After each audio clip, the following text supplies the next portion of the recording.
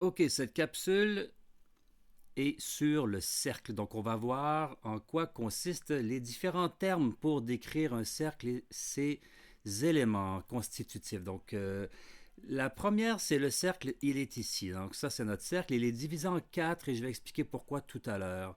Mais pour l'instant, on se concentre sur la partie ronde, la partie circulaire. Et justement, puisque je fais le tour comme ça avec ma souris, comment ça s'appelle le tour du cercle? Ça s'appelle la circonférence. Donc, la circonférence, je vais l'écrire ici, la circonférence. Alors, je vais le grossir même pour qu'on puisse bien voir le mot, la circonférence. Alors, la circonférence, ça veut dire faire le tour du cercle, hein. Et là, si on regarde bien en dessous, ici, on fait. Hmm? Ici est écrit on fait, on fait le tour du cercle. Ou sinon, il est écrit faire ici, faire, hein, faire le tour du cercle. Donc, c'est des petits trucs techniques pour se dire, ou cirque, c'est circo, ça veut dire le cercle. Donc, la circonférence, c'est un mot qui signifie le tour complet du cercle. Si on veut connaître, par exemple, la mesure totale du contour, donc on veut connaître la circonférence. Donc on part d'un point, par exemple ici A, et on mesure toute la ligne jusqu'à temps de revenir au point A. Donc on a fait le tour du cercle. Ça, c'est la circonférence. Le deuxième terme qui est à connaître, c'est le diamètre. Le diamètre, c'est quoi? Alors diamètre, ça le dit, c'est le diamètre, c'est ça ici. Le diamètre, c'est la traversée d'un point d'un point à l'autre du cercle en ligne droite en passant par le centre. Donc le diamètre, c'est vraiment une ligne qui traverse le cercle en passant par le centre. C'est la ligne la plus longue qu'on peut trouver à l'intérieur du cercle. Donc ça, c'est le diamètre ici du point A ici au point B. Et si je le tourne comme ça, on a un autre diamètre ici. On a le diamètre ici du point. Attendez, ici comme ça, on a le diamètre ici du point qui est en bas au point qui est en haut. Donc on a deux diamètres qui sont tracés ici.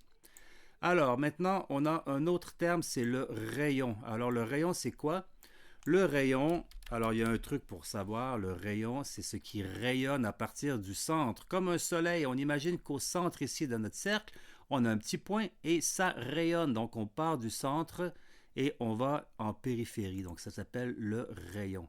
Le rayon, dans ce cas-ci, c'est la partie du centre à ici. Je vais tracer un rayon,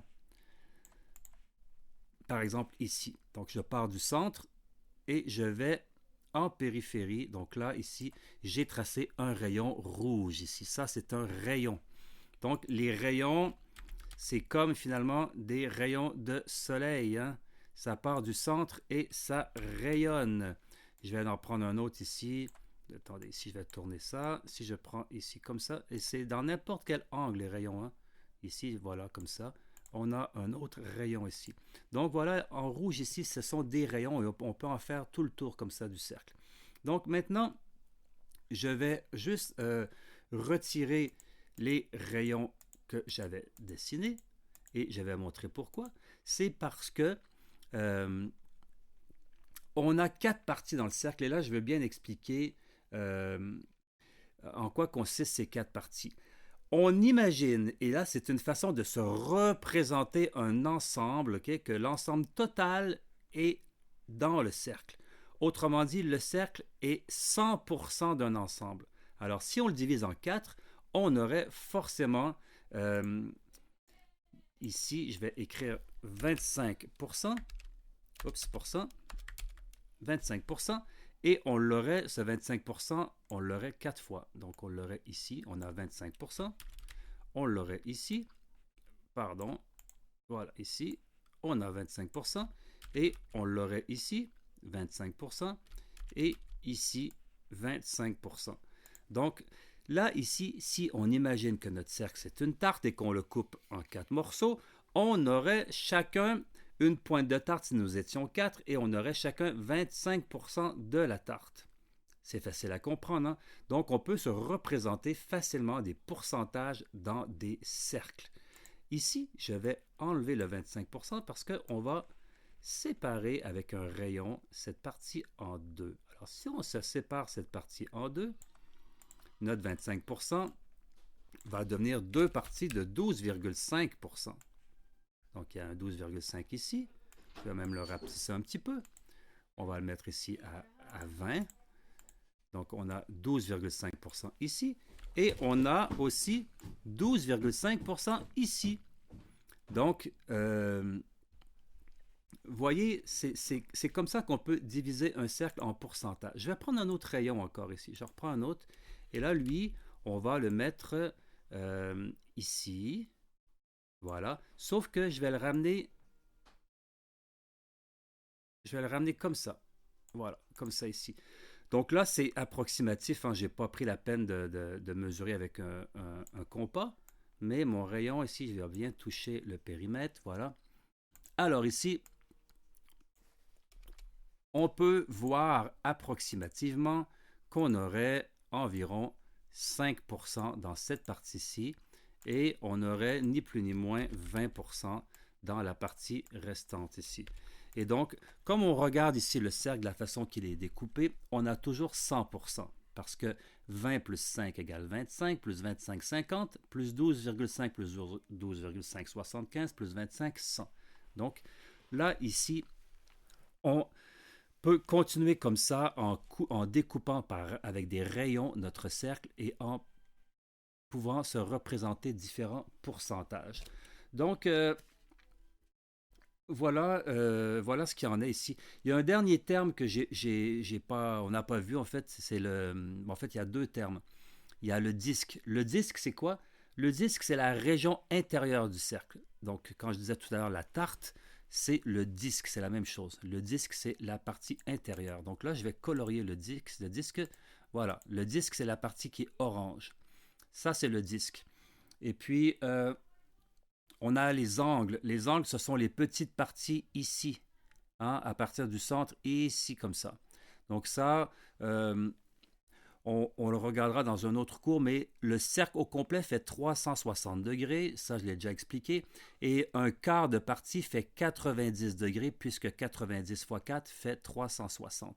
Donc, notre 25% ici correspond à un angle de 90 degrés. Et donc, nos deux 12,5% correspondent à deux angles de 45 degrés, puisque 45 et 45 font 90 ici, donc un quart de notre cercle. Alors, donc voilà pour le disque et les angles. On a vu aussi le rayon, la partie qui rayonne à partir du centre. On a vu le diamètre. Le diamètre, c'est d'un côté jusqu'à l'autre en passant par le centre. On a deux diamètres ici qui sont tracés, un de haut en bas et un de gauche à droite. Et la circonférence, c'est on fait le tour du cercle. Circonfait. Cercle, on fait le tour. Donc, circonférence. Alors voilà, je crois que ça fait le tour des explications sur le cercle.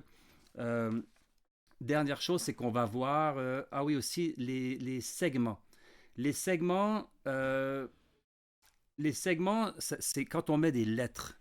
Comme par exemple ici, si je prends ça ici, voilà, je vais juste ici prendre ça. Je vais mettre une lettre ici A, la lettre A. Je vais la mettre en noir pour que ça soit plus facile de se retrouver. Donc ici, A. Si je mets A, le point qui est ici, et je prends ici B, ici ça c'est B, alors le segment AB correspond à la longueur ici du rayon.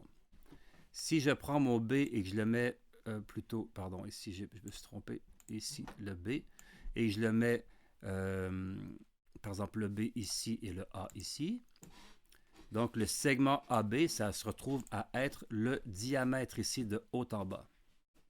Alors, ça, c'est des segments. Et si je prends mon A, je le laisse là, et je prends mon B pour le mettre ici, le segment AB, ça serait la partie de la circonférence qui est entre A et B. Donc, ça s'appelle un segment. Je vais l'écrire ici pour qu'on se rappelle bien du mot un segment. Voilà, ça c'est un segment. Le segment, alors ici, je vais l'écrire comme ça, le segment AB. AB. Alors voilà, on a ici le segment AB. Alors, l'utilité des cercles, souvent, c'est pour pouvoir présenter des données statistiques sur des informations qu'on exprime en pourcentage. Par exemple, si je dis 25% oui, 25% de la planète Terre, c'est de... C'est c'est l'Asie, par exemple. Donc, je vais écrire l'Asie ici. Hein? L'Asie. Et là, j'écrirai entre parenthèses 25%. Alors ici, on va... Voilà, comme ça, l'Asie 25%. L'Europe ici, c'est 12,5%. Par exemple ici, l'Europe. On va écrire comme ça, Europe. 12,5%. Je vais le rapetisser un petit peu. On va mettre comme ça ici. Voilà, l'Europe, c'est 12,5%. Et on continue comme ça. On peut diviser notre cercle avec des informations qui vont nous montrer des ordres de grandeur en différents termes de même famille, comme des continents, par exemple.